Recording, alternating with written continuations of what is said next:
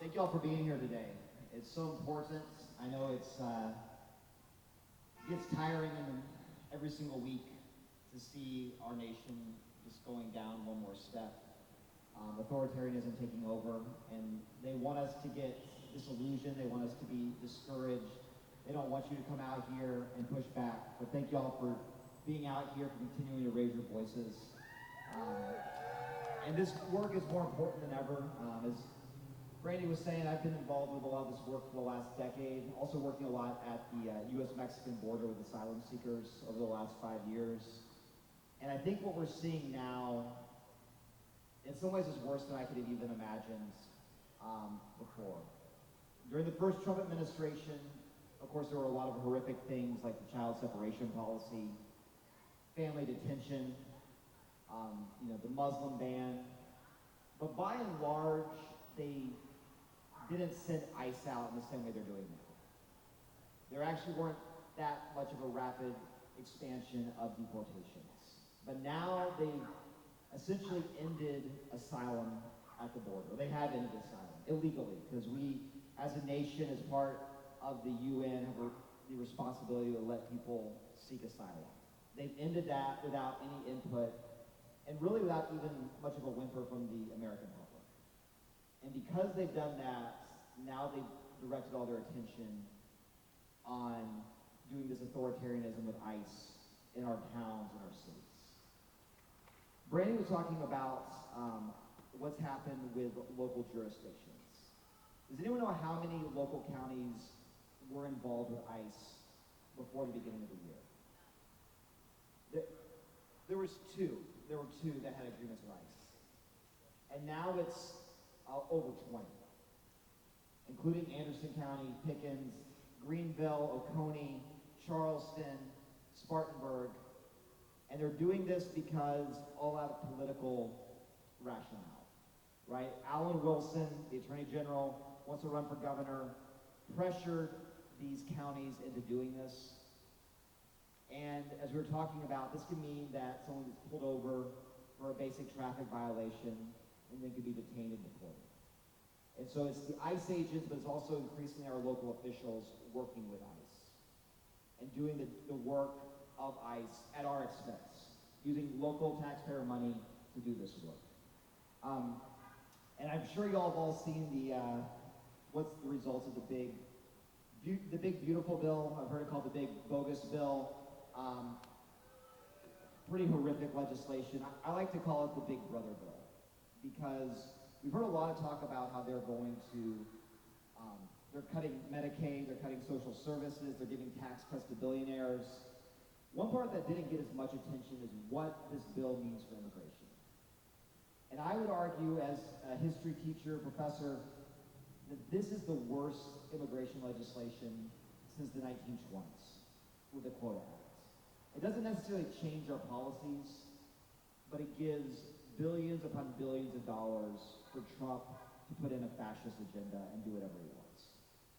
So they are increasing the amount of money for detentions by 4 times. They're quadrupling the amount of money. They are looking to hire 10,000 new ICE agents. And giving, at first I saw it was a $10,000 signing bonus, and now they're talking about possibly a $50,000 signing bonus. And we already know, if you go talk to law enforcement, if they're going to be honest with you, ICE agents were already kind of the bottom of the barrel.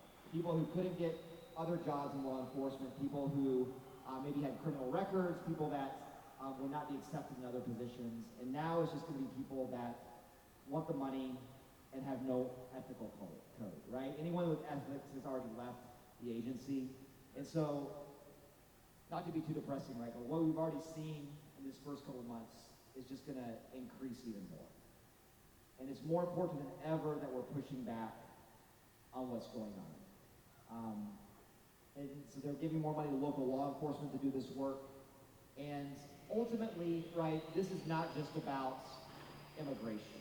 It's about an authoritarian control of the country. The apparatus that they're setting up for ICE, the infrastructure they're doing for ICE, right now is to arrest people they say are here undocumented, But then we've already seen them say, oh, and also green card holders that we don't like their political views. Or people that are naturalized citizens that we don't like that we're going to use ICE for. And before long, they're going to want to use it against dissidents as well. This happens in every government, right? They find these scapegoats to then use to take fascist control. We saw this in Nazi Germany with the Jews. We saw it in the American South with the treatment of the African American population, right? We didn't have a democracy in the South. Even the white population didn't have a democracy in the South. They had one party and one option who they could vote for. And that's part of this rationale we're doing with ICE. It's not just about getting violent criminals. That's what you'll go here. It's about getting, ripping apart families, and ultimately about taking authoritarian control. So I know that's a depressing speech, but I think there are some positive things that we can look through. One thing is that the American public is starting to wake up.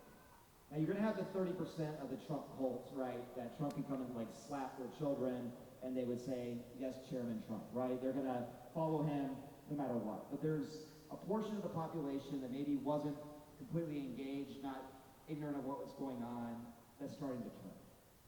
Trump had positive numbers on immigration when he came in, and they've already become, they've declined significantly because people said this is not what we wanted.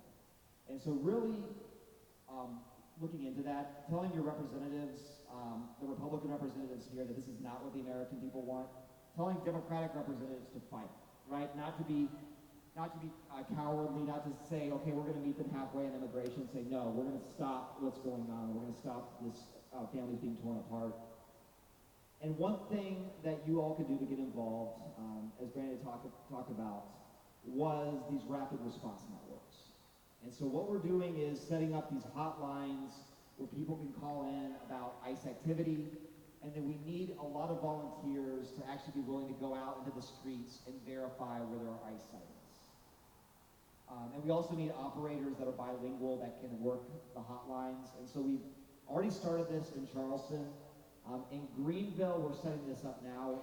For those who are close to Greenville that can make it out, this Thursday night at 6:30 p.m. at Triune Mercy Center, we are going to have an initial training and interest meeting about getting this set up in the Greenville area.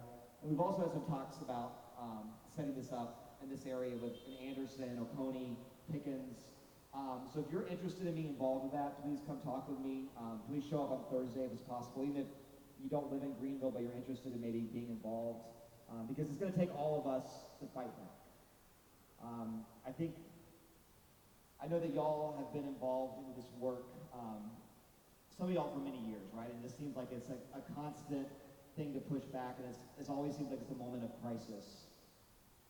But this year in particular, as they're expanding ICE, as they're expanding the police state in our nation, it's going to be the year that we have to decide, are we going to completely fall into a fascist regime, or are we going to be able to preserve our democracy and rights for immigrant populations? And y'all are, being here today is a key part of that, and continue to work on that is going to be so important. So if you're interested in being involved, please come talk with me afterwards. Please talk with some of the leadership team, and they can give you some more information. But thank y'all again for being here today.